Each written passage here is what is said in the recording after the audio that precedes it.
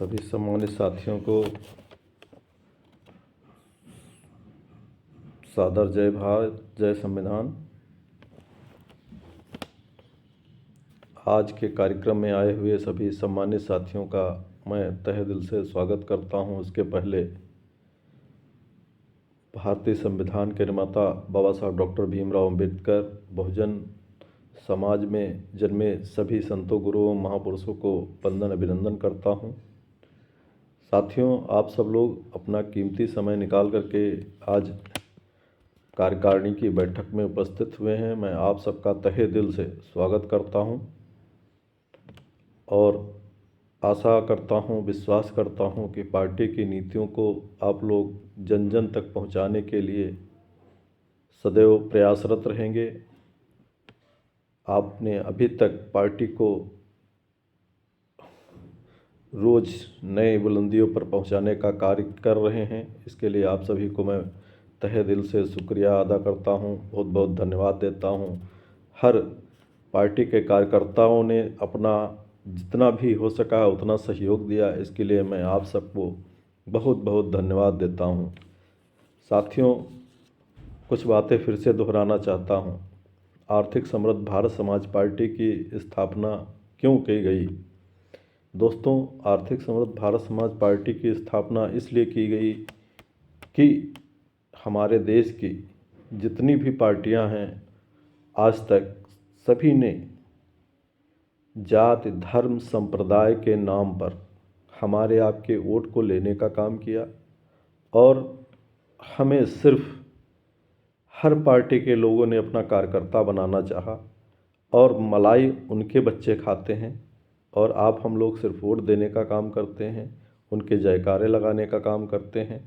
बस यही एक हमारा विद्रोह का कारण है कि जो भी साथी, जो भी पार्टियां आज अपने कार्यकर्ताओं का शोषण करती हैं, उनको लालच दिखाती हैं, लेकिन बाद में उनकी तरफ ध्यान ना दे करके उन धन्ना सेठों को, जो करोड़ों रुपए के मालिक हैं, वही लोग आकर के विधायक और सांसद बनते हैं और हमारा गरीब कार्यकर्ता रात दिन मेहनत करके अपने पैरों के चप्पल घिस घिस करके गांव-गांव जाता है, घर घर जाता है, लोगों से मिलता है, अपनी पार्टी की नीतियों को बताता है। लेकिन दोस्तों, बाद में उसको क्या मिलता है? अगर वो कहीं एक ट्रांसफ़र के लिए चला जाए तो लिखा जाता है कि आप इस लायक नहीं हैं, ये काम सरकार का है, सरकार को करने दो। अगर वो कहीं पोस्टिंग के लिए चला जाए तो उसको भी मना कर दिया जाता है। ये हर पार्टी का कार्य एक नियम है। हर पार्टी जो भी सरकार में रही, जाति के नाम पे आपको लड़ाती रही, धर्म के नाम पे आपको लड़ाती रही। क्या भारत के संविधान के आधार पर जो आज तक हुआ है, क्या मिला? बाबा साहब डॉक्टर भीमराव अंबेडकर जी ने संविधान में समता, समानता की बात की थी, आर्थिक आज़ादी की बात की थी, आर्थिक रूप से भारत को सुदृढ़ और मजबूत करने की बात की। क्या वो हुआ? नहीं हुआ। मेरे दोस्तों, मैं इसीलिए आज आपको सबकी मीटिंग ले रहा हूँ, आप सबको बुला रहा हूँ कि अपनी बातों को हम लोग गांव-गांव, घर-घर जो इस उद्देश्य के लिए बनी है उसको पहुँचाने का ज़्यादा से ज़्यादा लक्ष्य रखिए। हर गांव, हर घर तक पहुँचने का काम करिए। इसी कड़ी में जो पार्टी की नीतियाँ हैं, सामाजिक, शैक्षणिक, राजनीतिक, आर्थिक, बेरोजगारी, चिकित्सा, कानून व्यवस्था, महिला सुरक्षा, किसानों की समस्या का निवारण, ये हमारी पहली प्राथमिकता है। इस पर हम लोगों को काम करना होगा। दोस्तों, सामाजिक रूप से सभी धर्म, सभी को बराबर की भागीदारी का उद्देश्य भ्रष्टाचार पर गहरा प्रहार हमारी पार्टी की प्राथमिकता है। आप समझिए दोस्तों, शैक्षिक रूप से पूरे भारत में एक समान सामाजिक, वैज्ञानिक, रोजगार पर शिक्षा दी जाएगी। छोटे स्तर से लेकर के उच्च स्तर की फ्री शिक्षा व किताबें सर्व समाज को पूरे भारत में दिया जाएगा। हर गांव, कस्बे, मोहल्ले में सरकारी विद्यालय खुलवाए जाएंगे। उचित प्रबंधन के साथ अच्छी शिक्षा दी जाएगी। तभी सभी विद्यालय, इंटर कॉलेज, विश्वविद्यालयों में हाईटेक टेक्नोलॉजी की शिक्षा दी जाएगी तथा उचित लाइब्रेरी भी बनाई जाएगी, जिससे विद्यार्थियों को अच्छी से अच्छी शिक्षा मिल सके। बच्चों को स्कूल जाने पर, शैक्षणिक कार्य जाने से लिए के लिए सरकारी वाहनों की फ्री सुविधा दी जाएगी। राजनीतिक रूप से सभी समाज के साथ साथ महिलाओं को यात्रा की भागीदारी दी जाएगी। बाल विवाह, घरेलू हिंसा, महिला सुरक्षा की व्यवस्था हमारी प्राथमिकता होगी। भारत के संविधान के आधार पर कानून का राज कानून के द्वारा किया जाएगा। ये हमारा एक उद्देश्य है। दोस्तों, यही चीज़ें आपको घर घर बतानी हैं। आर्थिक रूप से सर्व समाज को मजबूत किया जाएगा। 60 वर्ष के ऊपर के सभी महिला पुरुष को 10,000 रुपये मासिक पेंशन दी जाएगी। किसानों को बिजली कनेक्शन के साथ संपूर्ण बिजली फ्री दी जाएगी। नरेगा मजदूरों को 365 दिन का रोजगार दिया जाएगा। शहरी व ग्रामीण बिजली उपभोक्ताओं को 500 यूनिट फ्री बिजली दी जाएगी। बिजली बिल, पुराने बिजली बिल माफ़ किए जाएंगे। कर्मचारियों को पुरानी व्यवस्था, पेंशन व्यवस्था बहाल होगी। शहरी क्षेत्र के लोगों को हाउस टैक्स नहीं देना होगा। आर्थिक समृद्ध भारत सरकार समाज पार्टी की सरकार बनने पर आश्रयहीन परिवार को 3 कमरों का मकान आवंटित किया जाएगा।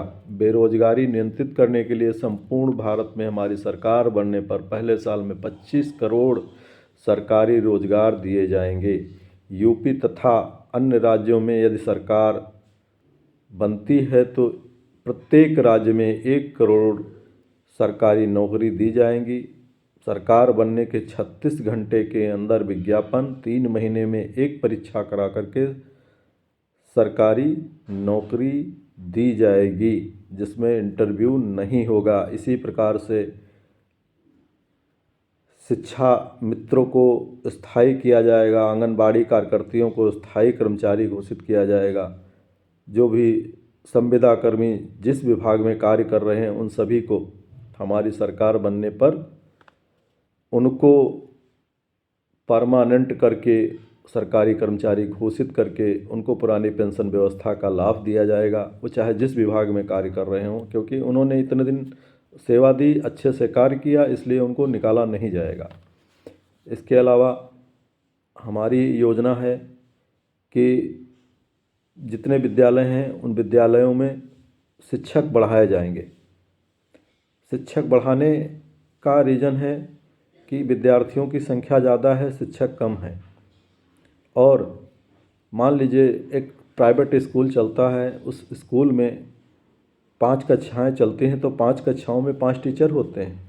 लेकिन वहीं सरकारी विद्यालय जब चलता है, कक्षा 1 से लेकर 5 तक अगर स्कूल चल रहा है तो उस विद्यालय में टीचर 5 होने चाहिए। वहाँ पे 2 टीचर पढ़ा रहे हैं, 3 टीचर पढ़ा रहे हैं, बाकी क्लास के बच्चे हंगामा कर रहे हैं, पढ़ने नहीं जा रहे हैं। थाली पीट रहे हैं, कटोरी पीट रहे हैं। उनको खाने के लिए रसोई है, उनको खाने से उलझाया जा रहा, शिक्षा से दूर किया जा रहा।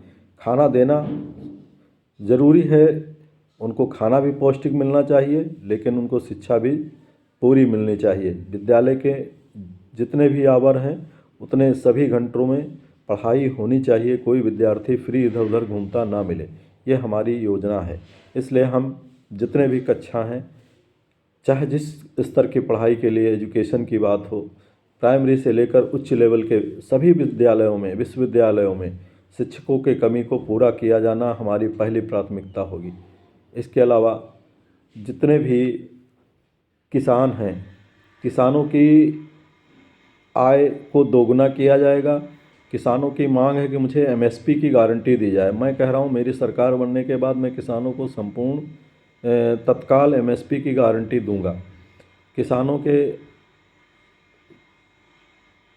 प्रति माह 5,000 रुपये सरकारी पेंशन दी जाएगी, क्योंकि वो भी हमारे देश का एक रोजगार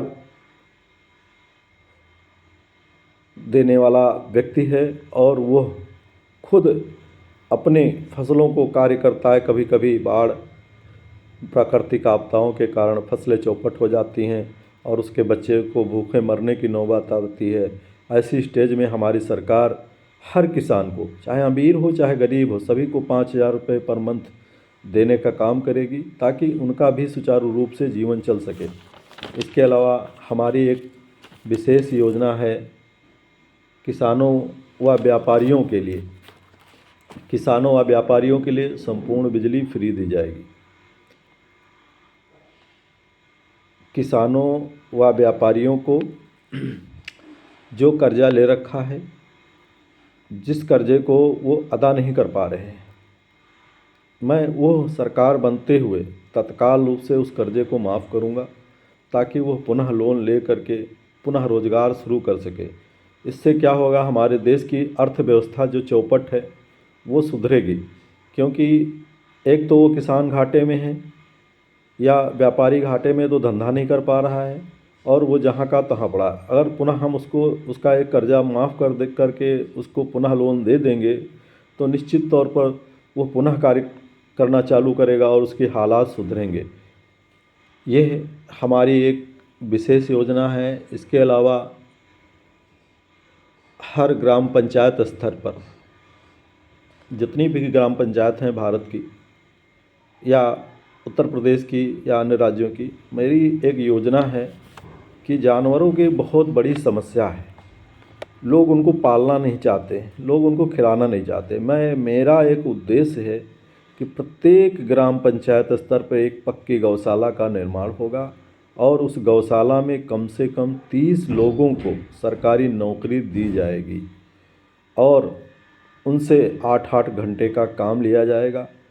10-10 लोग शिफ्ट वाइज काम करेंगे और उन जानवरों की देखभाल भी होगी जो आवारा पशु कहे जाते हैं, जिनका कोई वो नहीं है। मैं आप सबसे कहना चाहता हूँ कि मेरे दोस्तों, अगर आप सब लोग इन बातों को जन जन तक पहुँचाएंगे तो निश्चित तौर रूप पे हमारी बातों को जनता सुनेगी।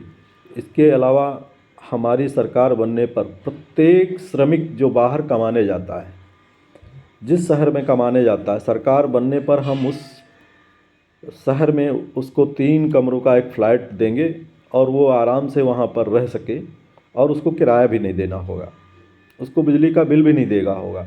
अगर वो वहाँ से बचा के अपने घर लाएगा तो अच्छे हालात उसके घर के होंगे, उसका परिवार भी सुधरेगा। ये हमारी एक योजना है। और इसके अलावा भारत में हमारे जो सभी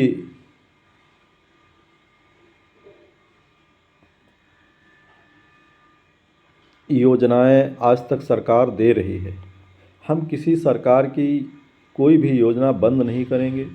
हम जितना हो सकेगा उससे ज़्यादा देने का काम करेंगे। मेरे दोस्तों, अगर लोग मुझसे ये कहेंगे कि आप अगर सरकार का पैसा बांट दोगे तो सरकार गरीब हो जाएगी, मैं आपसे एक बात कहना चाहता हूं दोस्तों कि अगर आपके घर में पैसा रखा है, आप अपने पूरे परिवार में पैसा बांट दीजिए, तो क्या आपका परिवार गरीब हो जाएगा? नहीं होगा, क्योंकि वो पैसा आपके घर में है। मेरे दोस्तों, अगर इस देश का पैसा दूसरे देश में जाएगा या आपके परिवार का पैसा आपके परिवार के बाहर जाएगा, तब गरीबी आएगी। दोस्तों, मैं दूसरे देश को पैसा भेजने की बात नहीं कर रहा हूँ, ना दूसरे देश में बांटने की बात कर रहा हूँ। मैं अपने ही देश के पैसे के अपने ही लोगों को दे करके आर्थिक हालात को सुधारूँगा, और जब उनके आर्थिक हालात सुधरेंगे तो उन्हें हमें जागरूकता के नाम पर जो NGO कंपनियां हैं, NGO संस्थाएं हैं, उनको हज़ारों करोड़ रुपए, जिसकी आप गिनती भी नहीं कर सकते हैं, जिसमें कितने जीरो लगेंगे, देश के बजट का इतना पैसा उन संस्थाओं को जाता है, आप नहीं पाओगे। दोस्तों, इतना पैसा वो संस्थाएं हमें आपको जागरूक करने के लिए, स्वास्थ्य के लिए, कहीं शिक्षा के नाम पे, कहीं मत्स्य नाम पे, कहीं किसी नाम पे, बहुत सारे ऐसे चीज़ें हैं जिनके नाम पे वो लोग पैसा निकालते हैं। सिर्फ आते हैं, हमारे आपके बीच में खड़े हो जाते हैं, और खड़े होने के बाद मेरे दोस्तों, वो लोग फ़ोटो खिंचवाने का काम करते हैं और अपना पैसा ले करके, मेरी बात समझिए, वो आपका पैसा है और आपके पैसे को फ़ोटो खिंचवा करके निकालने का काम करते हैं इस देश के NGO, और वो बहुत बड़ी मात्रा में हैं।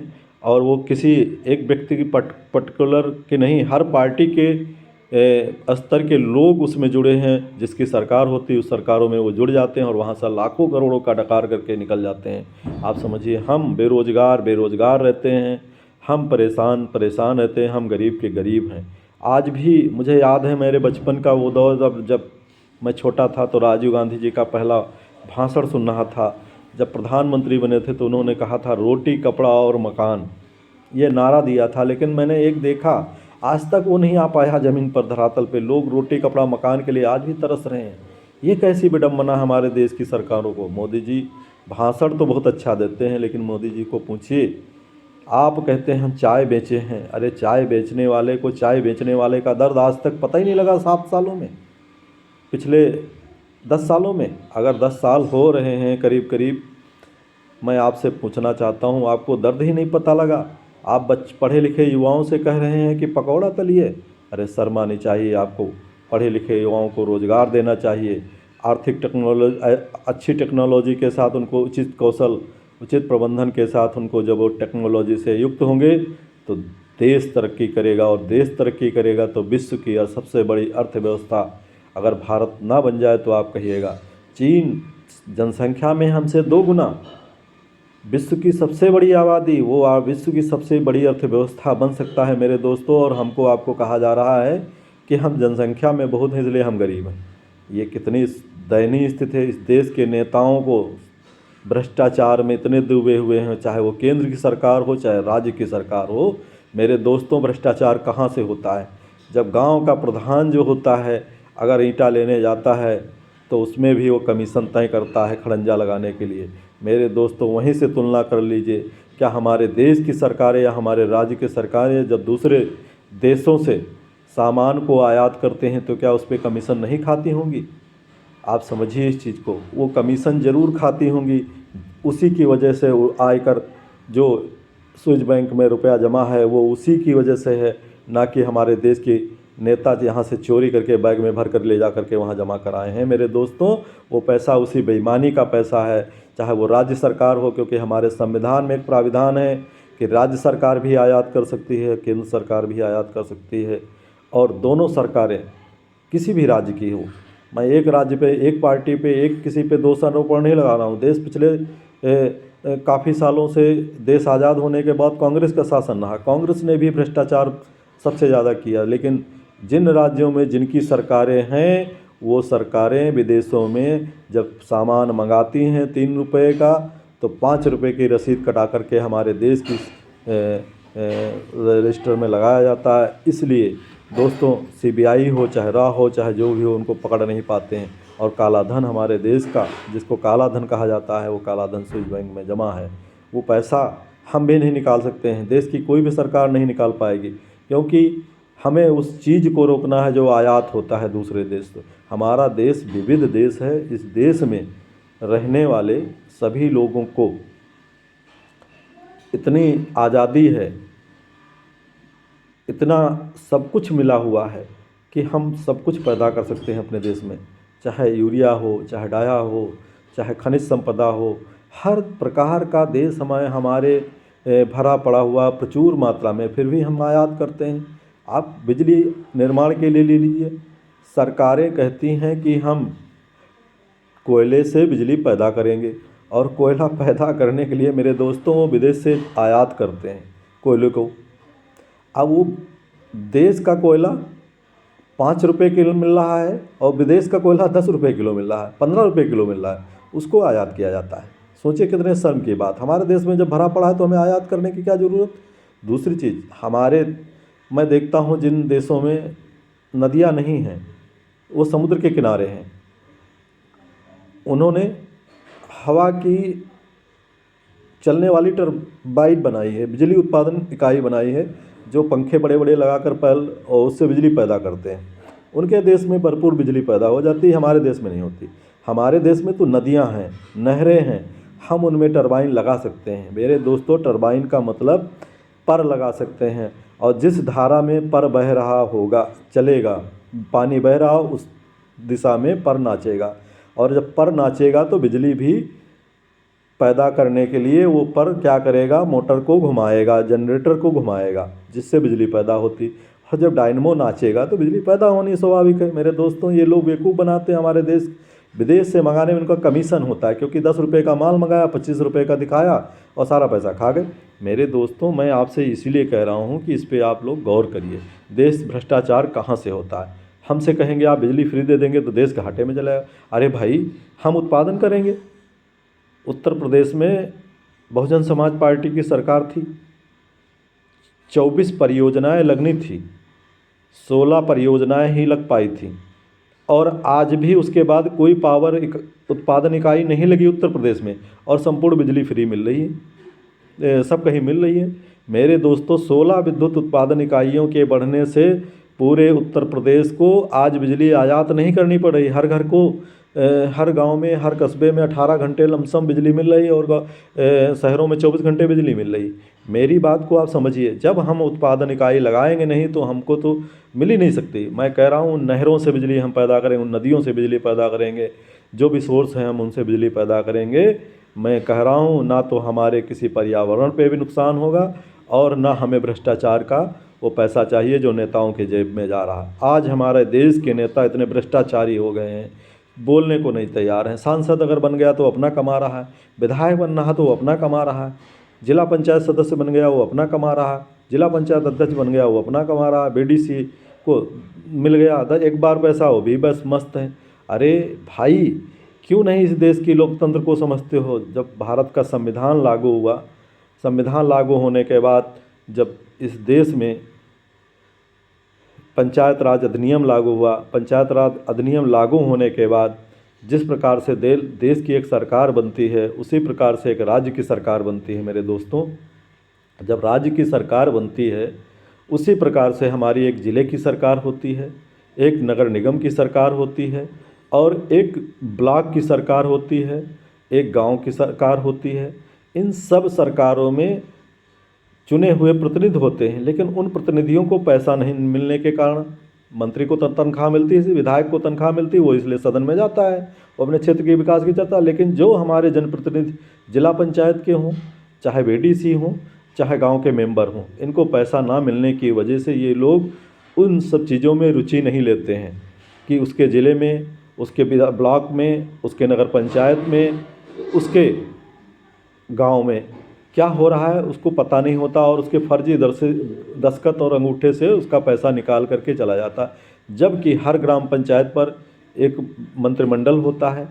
उस मंत्रिमंडल, जैसे विकास का कार्यों का एक मंत्री हुआ, विद्यालय का अलग हुआ, शिक्षा का अलग, चिकित्सा का अलग हुआ, हर प्रकार की कमेटियां बनती, समितियां जिनको कहते हैं, और उनको पता ही नहीं उस समिति के अध्यक्ष को उसके क्षेत्र में कार्य क्या हो रहा है। फर्जी अंगूठा दस्तखत करके उसका कहाँ पैसा निकल गया। नरेगा का पैसा फर्जी निकल रहा है। मैं कह रहा हूँ, नरेगा मजदूरों से 365 दिन का हम नरेगा आपको देंगे। कौन सा प्रधान भ्रष्टाचार कर पाएगा, कौन सा से पंचायत में तो भ्रष्टाचार कर पाएगा? नहीं कर पाएगा, क्योंकि जब साल की 365 दिन की तनख्वाह आपके खाते में आएगी तो निश्चित तौर पर नहीं कर पाएगा। वो आपको पैसा आपके खाते में जाएगा सीधे, और आपको रोज़गार मिलेगा। आज की तारीख में 6,000, अगर मेरी सरकार बनती है तो कम से कम 12,000 रुपये महीने आपको हम देंगे।